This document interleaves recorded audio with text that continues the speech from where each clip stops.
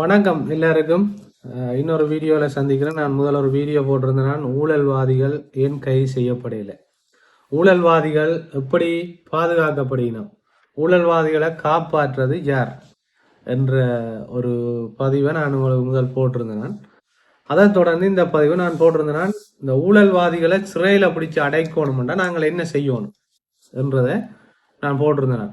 அது சம்பந்தமான ஒரு பதிவை நான் பதிவிடுவேன் என்று சொல்லி, கட்டாயம் பதிவிடுவேன் என்று சொல்லி போட்டிருந்தேன். இப்போ இதில் இதுவும் ஒரு பெரிய கொஞ்சம் ஒரு 15-20 நிமிஷம் வீடியோவாக இருக்கும். எப்படின்னு சொன்னால், இப்போ இந்த ஊழல்வாதிகளை எங்களால் ஒன்றும் செய்ய முடியல. ஆதாரங்கள் கையில் இருக்குது. ஆனால் ஆதாரங்கள் கையில் இருக்கிற சந்தர்ப்பத்தில் நாங்கள் இந்த விஷயங்களை கதைக்க வழி கிடைக்க ஆதாரங்கள் திட்டமிட்ட ரீதியில் அழிக்கப்படுது, பிளாக் பண்ணப்படுது. ஆதாரங்களை வச்சு கதைக்கிற ஆளும் பிளாக்மெயில் பண்ணப்படுற அவருடைய பதவிகளுக்கே பெரிய பாரதூரமான பிரச்சனையை உருவாக்கினோம். அப்போ ஒரு எதிர்கட்சி பாராளுமன்ற உறுப்பினராக இருந்து வைத்தியர் அர்ச்சுனா ராமநாதனால ஆதாரங்களை கொண்டு போய் நிரூபித்து காட்டி இந்த பிரச்சனையில ஆதாரங்களை கொண்டு போய் நாங்கள் கொடுக்குற ஆக்களே கள்ளராக இருக்கிறோம்.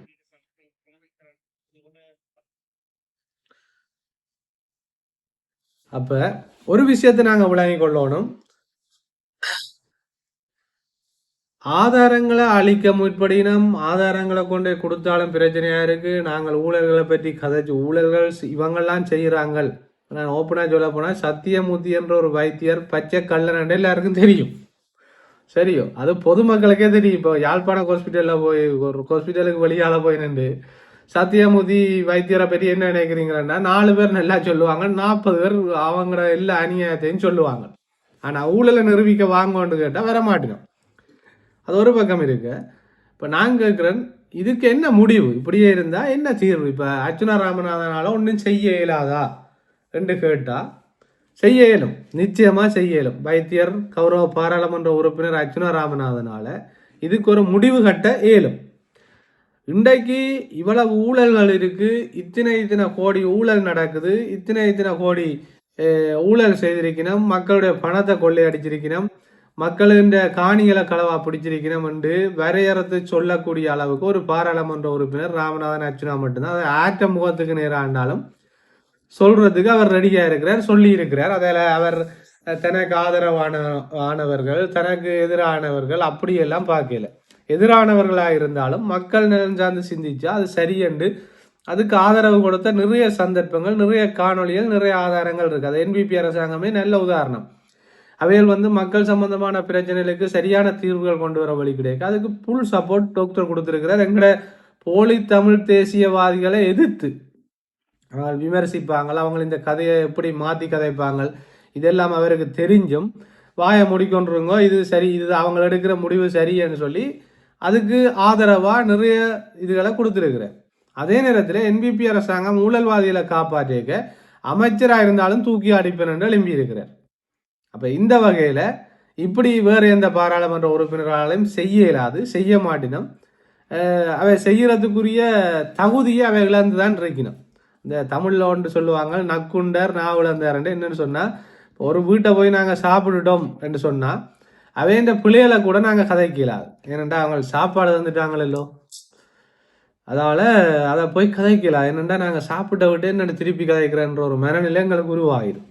அது எவ்வளவு ஊத்தவாளி வேலை செய்தாலும் நாங்கள் சாப்பிட்டோம்ன்றதுக்காக பூனை மாதிரி இருந்துட்டு வரணும், அதுதான் உண்மை. ஆனால் அது எல்லாருக்கும் சாத்தியப்படாது. அப்படி இருக்கணுமான்னு கேட்டால் இல்லை.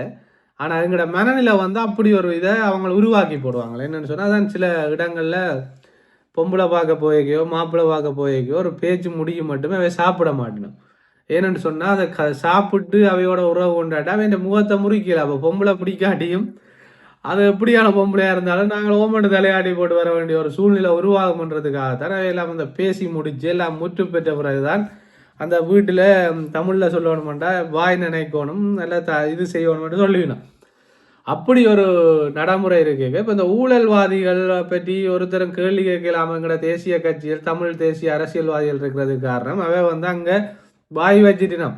எல்லார்டையும் அவைன்ற பிரச்சனைகள் இருக்கு. இப்போ சிறிதரன் நம்பி ஜிஎம் முரளிதரனை பிடிச்சி நீ ஏன் ஊழல் செய்கிறான்னு கேட்டால் நீங்கள் சொல்லித்தானே நான் செய்த நான் இதை மாதிரி உங்களுக்கு எத்தனை காணி எழுதி தந்தனான்டா அவர் கேட்க போகிறேன். சரியோ, அப்போ அதால் இவியல் யாரும் கேட்க மாட்டோம். இதே அர்ஜுனா ராமநாதன் என்ற பாராளுமன்ற உறுப்பினர்கிட்ட இந்த கேள்வியை கேட்கவும் இல்லாது இது இப்படியான ஒரு விஷயத்துக்குள்ள அவர் போக மாட்டார். இப்போ நான் என்ன சொல்ல வரேன்டா, இந்த ஊழல்வாதிகளுக்கு முடிவு கட்டுறதுக்குரிய கதாநாயகன் யார்? இதில் இப்போ மாகாண சபை ஒன்று இதுக்கு ஒரு பெரிய உதவியாக எங்களுக்கு இருக்கும். மாகாண சபையை வச்சா இந்த என்பிபி அரசாங்கம் மாகாண சபையை நடத்தினா இந்த ஊழல்வாதிகளை பிடிக்கிறதுக்கு பெரிய ஒரு உதவியாக இருக்கும். அந்த உதவி எப்படி இருக்குமென்னு சொன்னால், இப்போ இந்த உதவியில் 3 பேர் நிற்கிறேன். இப்போ ஒரு தொழிலதிபர் நிற்கிறார், அவரும் சாடமாடையா சொல்லி இருக்கிறார். இன்னொரு நீதிபதி வாரன்னு சொல்லியிருக்கார், அவரை நாங்கள் இந்த போட்டிக்குள்ளே எடுக்கிறது எனக்கு சரியா படையலை, அவர் அந்த போட்டிக்குரிய ஆளுன்ட்டு எனக்கு தெரியலை. அடுத்த இன்னொரு முன்னாள் பாராளுமன்ற உறுப்பினர் எம்ஏ சுமந்திரன் இருக்கிறார். அதை விட இப்போ ஆளுநர் இருக்கிறார். என்பிபி சார்பா யாராவது ஒரு ஆள் வர போயிடும். இப்போ இவள் வரையக்க என்ன நடக்க போகுதுன்னு சொன்னால், இதில் நாங்கள் எங்களோட தெரிவு தான் ஊழல்வாதிகளை சிறையில் போடுறதா இல்லையான்றதை உருவாக்கும். இப்போ நான் சில விஷயங்களை விளங்கப்படுத்த போகிறேன். சிலர் கத்துவினம் குளறுவினம், இந்த தெரிஞ்சாக்கள் சொந்த பந்தங்கள்கிட்ட போய் மிராட்டுவினம், அவங்களுக்கு ஆபத்து, கதைக்க வேண்டாம்னு சொல்லுவோம், குளற வேண்டாம்னு சொல்லுவேன், நிப்பாட்டுங்க உங்களோட கதைகளை. சரியா? இப்போ நான் சில விஷயங்களை கதைக்க போகிறோம், படிவாக்கலுங்க. இப்போ மக்கள் ஒரு முடிவுக்கு வரணும். ஏன்னா சிலரை உதாரணப்படுத்தி சில விஷயங்களை சொல்ல போகிறோம்.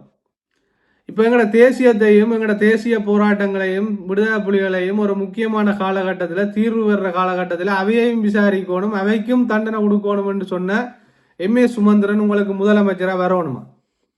அல்லது எந்த நேரமுமே தன்னுடைய அரசியலை தக்க வச்சு கொள்றதுக்காக எதையுமே கதைக்கக்கூடிய ஒரு அரசியல்வாதியாக தான் நான் சுமந்திரன் ஐயா அவர்களை பார்க்குறேன்.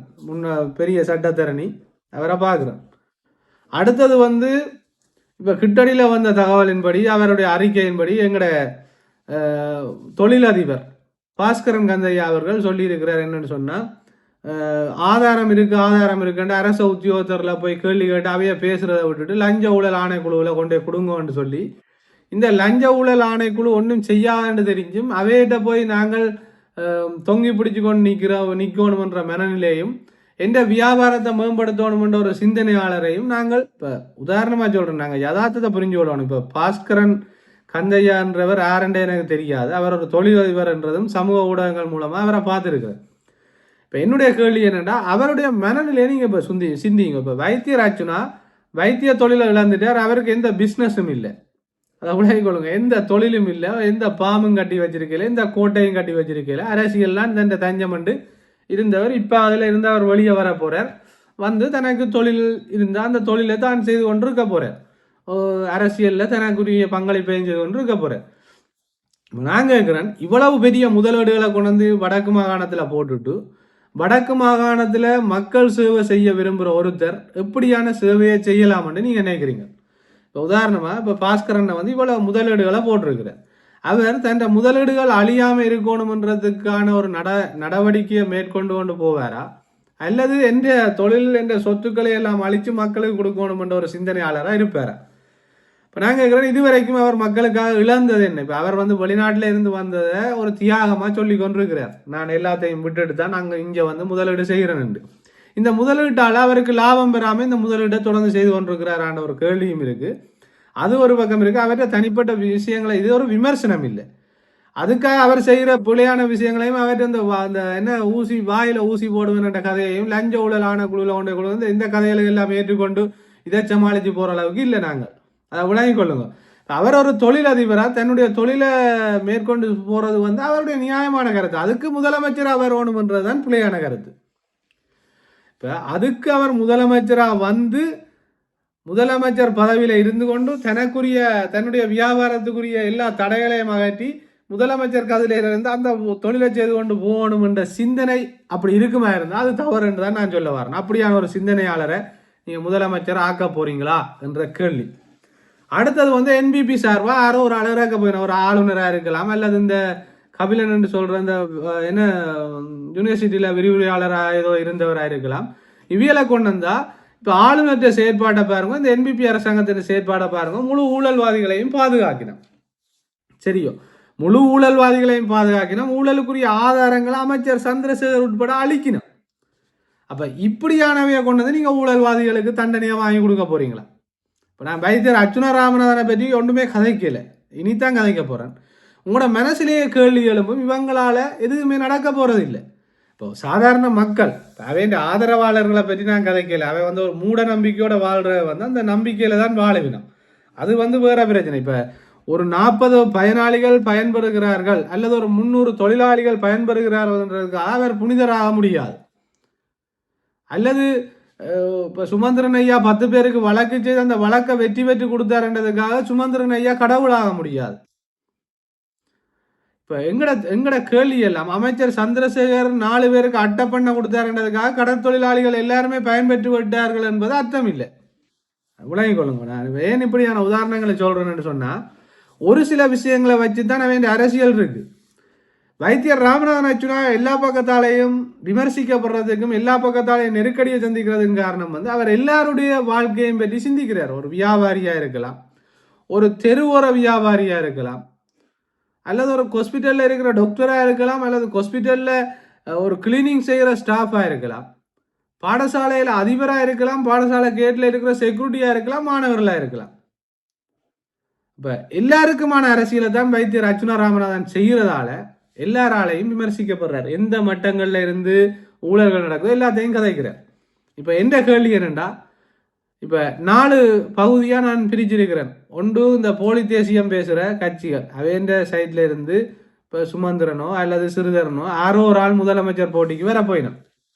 யாரோ ஒரு ஆள் வருவினம் கொண்டு வையுங்கவன் இவைய நீங்கள் முதலமைச்சராக கொண்டு வந்து அடியாட்களை வச்சு மண்ணையும் மண்டிப்பறையும் மண்ணுகளை கடத்துறதையும் மண் கசிப்பு காய்ச்சறதையும் பார்களை கொண்டு வரதை ஒரு கலாச்சாரத்தை நீங்கள் உருவாக்க போறீங்களா?